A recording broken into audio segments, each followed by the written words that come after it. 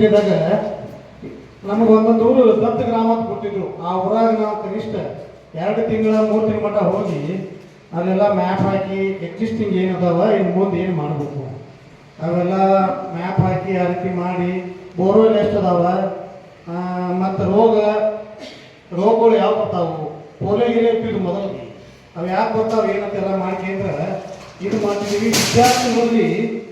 ವಿದ್ಯಾರ್ಥಿಗಳಲ್ಲಿ ಇಂಟಿಗ್ರಿಟಿ ಮತ್ತು ಎಲ್ಲರೂ ಒಂದು ಭಾವನೆ ಬರ್ತಿತ್ತು. ಒಟ್ಟಾರೆ ಉದ್ದೇಶ ಅಂದ್ರೆ ಡಿಗ್ರಿ ಮುಗಿದ್ಮೇಲೆ ವಿದ್ಯಾರ್ಥಿಗಳು ಹೊರಗೆ ಹೋಗ್ತಾರೆ ನೌಕರಿ ಮಾಡಕ್ಕೆ. ಹಳ್ಳಿ ಪರಿಸರ ಗೊತ್ತಾಗಬೇಕಲ್ಲ, 80% ಹಳ್ಯಾಗ ಇರ್ತೀವಿ, 20% ಸಿಟ್ಯಾಗ ಇರ್ತೀವಿ. ಈ ಕೆಲವ್ರಿಗೆ ಹಳ್ಯಾಗ ಮದುವೆ ಮಾಡಿಕೊಡ್ತಾರೆ, ಗೋಕಾದವ್ರು ಹಳ್ಯಾಗ ಮದುವೆ ಮಾಡಿಕೊಟ್ಟು ಹಳ್ಯಾಗ ಇರ್ಬೇಕಲ್ಲ, ದನಗಳು ಸೆಂಡಿ ತೆಗಿಬೇಕು, ಹಾಲು ಹಿಡಬೇಕು, ಅದೆಲ್ಲ ಕಲಿಸ್ಕೊಡ್ತೀವಿ. ಬಟ್ ಈಗ ಆ ಸಂಸ್ಕೃತಿ ಇಲ್ಲ. ಅದಕ್ಕೆ ನಮಗೆ ಹೇಳುವುದೇನಂದ್ರೆ ಕೋಟಿ ವಿದ್ಯೆಗಳಲ್ಲಿ ಮೇಟಿ ವಿದ್ಯೆ ಲೇಸು. ಮೇಟಿ ಅಂದ್ರೆ ಏನ್ರಿ? ಕೋಟಿ ವಿದ್ಯೆಗಳಲ್ಲಿ ಮೇಟಿ ವಿದ್ಯೆ ಲೇಸು. ಮೇಟಿ ಅಂದ್ರೆ ಒಕ್ಕತ್ತನ ಲೇಸ್ ಅಂತ ಹೇಳ್ತಾರೆ. ಇನ್ನೊಂದು ಕಡೆ ನಮ್ಮ ಮುಧೋಳದ ಸಾಹಿತಿಗಳು ರನ್ನ ಮುಧೋಳದವ್ರು ಅದಲ್ರಿ, ಅವ್ರು ಹೇಳ್ತಾರು ಒಕ್ಕಲಿಗ ಒಕ್ಕದಿದ್ದರೆ ಬಿಕ್ಕುವುದು ಈ ಜಗವೆಲ್ಲ ಅಂತ ಹೇಳಿ. ರೈತ ಏನು ಬೆಳಿಲಿಕ್ರ ಜಗತ್ತನ್ನ ಬಿಕ್ತೈತೆ ಅಂತ್ರಿ.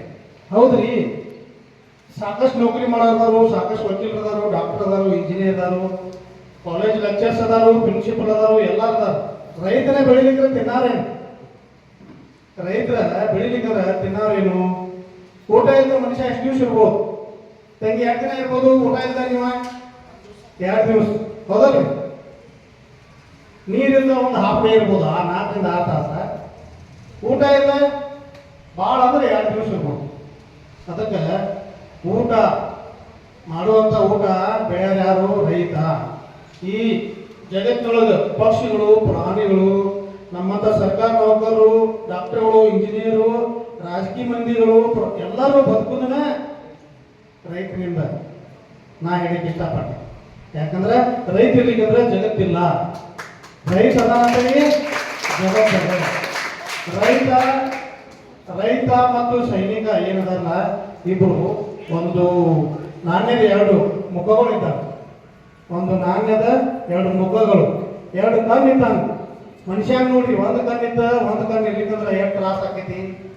ಒಂದು ಕಣ್ಣಿತ್ತಂದ್ರೆ ಅರ್ಥ ಮಾಡಕ್ ಆಗೋದು. 2 ಕಣ್ಣು ಇದ್ದಂಗ ರೈತನ ಬೇಕು, ದೇಶ ಕಾಯಲಿಕ್ಕೆ ಸೈನಿಕ ಬೇಕು. ಆ ಒಂದು ನಿಟ್ಟಿನಲ್ಲಿ ಒಕ್ಕಲ್ತನ ಇವತ್ತೇನು ಹಮ್ಮಿಕೊಂಡ್ರೆ ಕೃಷಿ ಸಮಾಜದವರು ಮತ್ತು ನಮ್ಮ ಈ NSS ಬರುವ ಸಮಗ್ರ ಕೃಷಿ ಅಂತೇಳಿ ಹಮ್ಮಿಕೊಂಡಾರ. ಸರ್ ಹೇಳಿದ್ರು ಸಮಗ್ರ ಕೃಷಿ ಅಂದ್ರೆ ಏನು? ನಂದಗಾಂವ, ಖಾನಾಪುರ, ಸಾವಳಗಿ ಈ ಗ್ರಾಮಗಳಲ್ಲಿ ಹೊಳಿದಂತೆ ಇರುವುದರಿಂದ ನೀರಿನ ಕೊರತೆ ಇಲ್ಲ. ಪೈಪ್ಲೈನ್ ಮಾಡಿದ್ದೀವಿ. ಕಳೆದ 70-80 ವರ್ಷದಿಂದ ಪೈಪ್ಲೈನ್ ಮಾಡಿದ್ರೆ ನೀವೆಲ್ಲ ಒಕ್ಕಲ್ತನ ಮಾಡ್ಕೊಂಡು ಬಂದಿರಿ.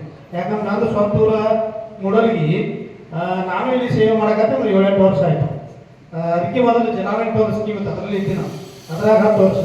ನಾನು ಕಾಲೇಜ್ ಎಜುಕೇಷನ್ ಇಲ್ಲೇ ಇದ್ರಾಗ PUC, JSS, BSc, MSc Dharwad ಇದ ತಾಲೂಕಿನಾಗ ಇರೋದ್ರಿಂದ ಈ ಒಂದು ಭಾಗದ ಕೃಷಿ ಚಟುವಟಿಕೆ ಅಗ್ರಿಕಲ್ಚರ್ ಫಿನಾಮಿನಲ್ ಹೆಂಗೈತಂದ್ರೆ, ಸಿನಿಯರು ಹೆಂಗೈತಂದ್ರೆ ಬರೀ ಕಬ್ಬು ಬೆಳಿತೀರಿ. ಕಬ್ಬು ಒಂದೇ ಬೆಳೆಯಂಗಿಲ್ಲ. ಈ ಸತಿಗೋಡು ಒಂದು 20 ಎಕರೆ ಹೊಲ ಐತೆ ಅಂತ ಹೇಳಿದ್ರೆ 10 ಎಕರೆ ಹೊಲ. ಈಗ ಕಾಕಾಗೋಡು ಒಂದು 10 ಎಕರೆ ಹೊಲ ಐತೆ, 4 ಎಕರೆ ಕಬ್ಬು ಬೆಳಿಬೇಕು, 1 ಎಕರೆ ಗೊಂಜಾಳ ಬೆಳಿಬೇಕು, 1 ಎಕರೆ ಒಳಗೆ ತರಕಾರಿ ಮಾಡಬೇಕು, 1 ಎಕರೆ ಒಳಗೆ ಹಣ್ಣಿನ ಗಿಡ ಬೆಳಿಬೇಕು, 1 ಎಕರೆ ಒಳಗೆ ರೇಷ್ಮೆ ಮಾಡೋಕೆ ಬೆಳಿ. ಹಿಂಗೆ ಬೆಳಿರತ್ ಹೇಳ್ತಾರ. ಆಮೇಲೆ ಮನ್ಯಾಗ ದನಗಳು ಇರ್ಬೇಕು, ದನದ ಹಾಲು ಹಿಂಡಿ ಡೈರಿಗೆ ಹಾಕ್ಬೇಕು. ಆಮೇಲೆ ಹಾಡುಗಳು ಅವನ್ನೆಲ್ಲ ಇರ್ಬೇಕ. ಕಾಕನಗಾತ ಇಷ್ಟೆಲ್ಲ ಮಾಡಾರ ಯಾರು ಅಂತೇಳಿ ಅದು ಸಮಗ್ರ ಕೃಷಿ. ಯಾಕಂದ್ರೆ ಒಂದು ಬೆಳೆ ಹೋದ್ರೆ ಇನ್ನೊಂದು ಬೆಳೆ ಯಾರು ಬರ್ತೈತಿ. ನಮ್ಗೆ ಪಗಾರ ತಿಂಗಳ ಬರೋದಿಲ್ಲ, 3 ತಿಂಗಳಿಗೆ ರೊಕ್ಕ ಬರ್ಬೇಕಾಗೈತೆ. 3 ತಿಂಗಳಿಗೆ ರೊಕ್ಕ ಬರ್ಬೇಕು.